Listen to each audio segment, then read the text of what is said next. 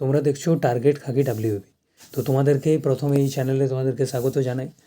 আর আজ যে ভিডিওটা তোমরা দেখছো আর কি, তো সেখানে তোমাদেরকে প্রথমেই বলে রাখি যে আজ যারা পিআরবিতে ডেপুটেশন দিতে গিয়েছিল, তো টার্গেট খাকি ডাব্লিউবি এই চ্যানেল থেকে বা আমাদের সকল স্টুডেন্টদের পক্ষ থেকে তাদেরকে অবশ্যই ধন্যবাদ জানাচ্ছি যে তোমরা লাগাতার এইসব কাজগুলো করছো।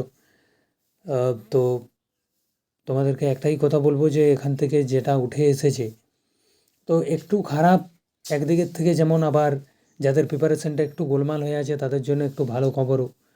তো মানে মোটামুটি খারাপ ভালোর মধ্যে খবরগুলো আছে। তার মধ্যে প্রথম খবর হচ্ছে যে পরীক্ষাগুলো যতদিন না ওবিসির কেস মিটছে ততদিন পরীক্ষাগুলো কোনোভাবেই সংগঠিত করা যাবে না।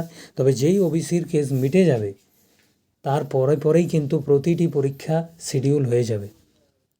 তো আমাদেরকে পড়াশোনা করতে হবে। আমি যেটা বুঝতে পারছি, আমাদেরকে পড়াশোনা করা ছাড়া আর কোনো উপায় নেই, যাতে পরীক্ষা যতই দেরি হোক অপেক্ষা করার পরেও যেমন সেই ফাইনাল মেরিট লিস্টে আমাদের নামটা যেমন ওখানে থাকে সেই ব্যবস্থাই করতে হবে। আমাদেরকে পড়াশোনা করে যেতে হবে।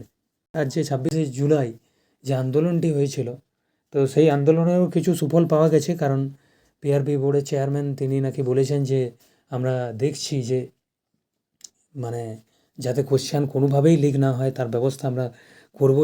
মানে আমাদের পুরোপুরি যতটা ভালো করা যায় আর কি সেইটা করব।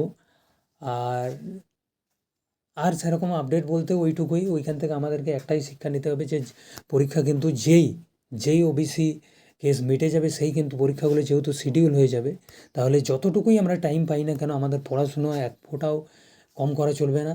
পড়াশুনো লাগাতার করে যেতে হবে, যাতে সেই দিন আজ থেকে 1-1.5 বছর পরেও যদি ফাইনাল মেরিট লিস্ট বেরোয় সেই দিন যদি যেমন আমাদের নামগুলো প্রতিজনকার যারাই ডাব্লিউপি কেপির আছো স্টুডেন্ট বা আমার এই ভিডিওটি দেখছো তাদের সবাইকার যেমন নাম থাকে, তো সেইটার জন্য ব্যবস্থা করতে হবে। আসল কথা হলো আমাদেরকে পড়ে যেতে হবে।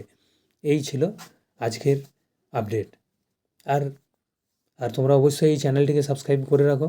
আর অবশ্যই 5টার সময় যে জিকের যে লাইভ সেশনটি চলছে সেখানে সবাই উপস্থিত থাকার চেষ্টা করো। ধন্যবাদ।